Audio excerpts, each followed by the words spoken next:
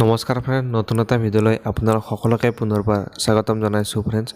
এটা বহুতে ভাল খবৰ ফ্ৰেণ্ডছ, ৰেলৱেৰ ফালৰ পৰা যিটো গ্ৰুপ ডিৰ ভেকেঞ্চি আছিলে তাৰ ফাইনেলি CBT টেষ্টৰ ৰিজাল্ট আহি গৈছে।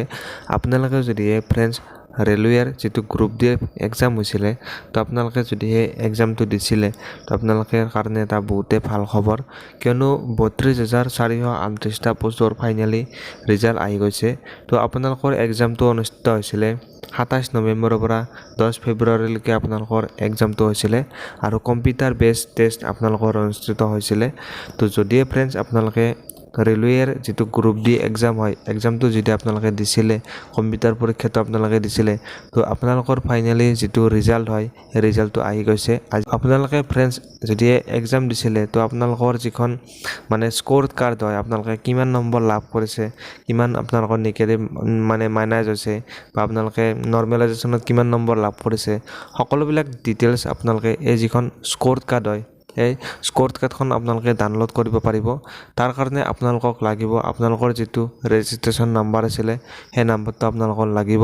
তো আপোনালোকে যদি এই নাম্বাৰটো আছে, তো আপোনালোকে এতিয়া কেনেকৈ চেক কৰিব আপোনালোকৰ নাম্বাৰটো, আপোনালোকে ৰিজাল্টটো, তো আপোনালোকক দেখুৱাই দি আছোঁ। তো আপোনালোকক ভিডিঅ'ৰ ডেছক্ৰিপশ্যনত যিটো ৰিজাল্ট চেক কৰা লিংক হয় সেই লিংকটো আপোনালোকক দি দিম।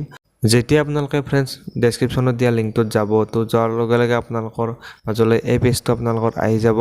তো আপোনালোকে ইয়াত দি দিছে যে আপোনালোকৰ ৰেজিষ্ট্ৰেশ্যন নাম্বাৰ, যিটো আপোনালোকৰ ৰেজিষ্ট্ৰেশ্যন নাম্বাৰ আছিলে সেই নাম্বাৰটো আপোনালোকে দিব লাগিব।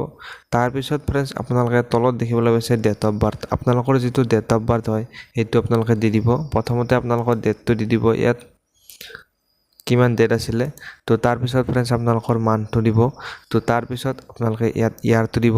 তাৰপিছত ইয়াত এটা কেপচা কোড আছে, আপোনালোকে কেপচা কোডটো আপোনালোকে দি দিব। তাৰপিছত ফ্ৰেণ্ডছ আপোনালোকে তলত দেখিবলৈ পাইছে লগইন অপশ্যন, তো আপোনালোকে লগইনত ক্লিক কৰি দিব। তো আপোনালোকে লগইন অপশ্যনত ক্লিক কৰাৰ লগে লগে ফ্ৰেণ্ডছ আপোনালোকৰ যিটো প্ৰফাইল হয়, এই প্ৰফাইলটো আপোনালোকৰ অ'পেন হৈ যাব আপোনালোকৰ সন্মুখত। তো আপোনালোকৰ ইয়াত আপোনালোকৰ নামটো ৰাখিব, লগতে আপোনালোকে কিমান ডেটত আপোনালোকে এক্সামটো দিছিলে বা কোনটো শ্বিফ্টত আপোনালোকে এক্সামটো দিছিলে, সকলোবিলাক ডিটেইলছ আপোনালোকে দেখিবলৈ পাব ইয়াত। তো এতিয়া ফ্ৰেণ্ডছ আপোনালোকে আপোনালোকৰ স্ক'ৰ কাৰ্ডখন আপোনালোকে ডাউনলোড কৰিবৰ কাৰণে আপোনালোকে ইয়াত আপোনালোকে দেখিবলৈ পাইছে স্ক'ৰ কাৰ্ড বুলি আপোনালোকে আছে, তো তাত আপোনালোকে ক্লিক কৰি দিব। যেতিয়া আপোনালোকে ক্লিক কৰি দিব, ক্লিক কৰাৰ পিছতে ফ্ৰেণ্ডছ আপোনালোকৰ যিখন স্ক'ৰ কাৰ্ড হয় সেই স্ক'ৰ কাৰ্ডখন আপোনালোকে দেখিবলৈ পাব।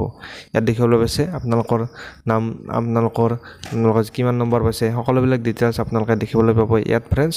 তো এনেদৰে আপোনালোকৰ যিখন স্ক'ৰ কাৰ্ড হয় ফ্ৰেণ্ডছ আপোনালোকে ডাউনলোড কৰিব পাৰিব। তো আশা কৰিছোঁ আপোনালোকে গম পালে যে কেনেকৈ ৰিজাল্ট আপোনালোকে চেক কৰিব পাৰিব।